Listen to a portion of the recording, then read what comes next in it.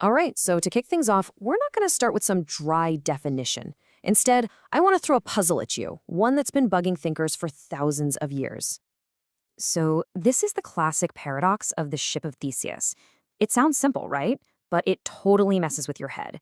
It forces us to ask what actually makes something, well, itself. Is it the stuff it's made of? Its name? Its history? There's really no easy answer. Okay, let's bring this home. Let's make it personal. Are you the same person you were 10 years ago? I mean, really think about it. Almost every cell in your body is different. Your thoughts, your memories, your whole personality, they've probably shifted, right? So what's the one thing that has stayed the same and makes you, well, you? And that right there, that process of asking these huge fundamental questions about who we are, what's real, that's the very heart of philosophy. It's all about stepping back from what we just assume is true to see how everything hangs together. But it's not just about asking questions, it's about how we try to answer them. Okay, so how do we even start to tackle these things? Well, philosophy isn't just about, staring at the clouds and wondering. It actually gives us a powerful set of tools to dig into these big questions with some real clarity and rigor. And the first tool, the absolute bedrock of this toolkit, is logic. Think of it like a quality check for your brain. It's the set of rules that helps us make sure our arguments actually make sense and don't contradict themselves. And this is where you can really see what logic can and can't do. See, logic can't tell you if Socrates was a real guy or if all men are truly mortal. But what it can do, and this is crucial, is tell you that the beliefs on the right are just impossible. You can have a perfectly logical story that's complete fiction, but you can never have a true story that's a contradiction. Another awesome tool in the kit is called conceptual analysis. It's kind of like taking apart an engine to see how all the little pieces work together, but you're doing it with ideas. When we ask things like, what is justice or what is knowledge, we're using conceptual analysis to unpack those giant fuzzy ideas. Now, and this is so important, this whole investigation, it's not just some old dusty thing from one part of the world. It's a huge, ongoing conversation that crosses cultures and centuries. You know that question we started with about the self? Well, it gets way more interesting when you step outside of the classic Western viewpoint. To really get the big picture, you've got to look at the whole incredible diversity of human thought. And this slide just nails the difference perfectly. Is the self this little isolated island of consciousness? Or is it more like a node in a giant social network, where who you are is fundamentally defined by your connections to other people? Neither one is necessarily right or wrong. They're just completely different ways of understanding what it means to be human. So, philosophy isn't just about these big abstract ideas that seem disconnected from real life.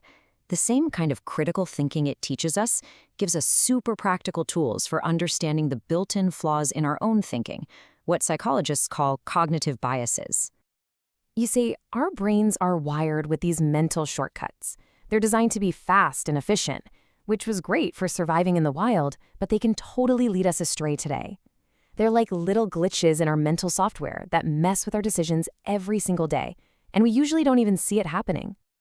Okay, let's try a quick experiment right now so you can feel one of these biases in action. Take a second. What percentage comes to mind? Don't look it up, don't overthink it, just guess. Write down the first number that pops into your head. Got your number. Okay, now, what if, right before you answered, I had flashed this totally random number on the screen? Do you think that might have nudged your guess one way or the other? This is what's known as the anchoring bias. And get this, research on this exact question found something wild. When people saw a low random number, say 10, their average guess was around 25%. But when they saw a high random number, like 65, their average guess jumped all the way to 45%.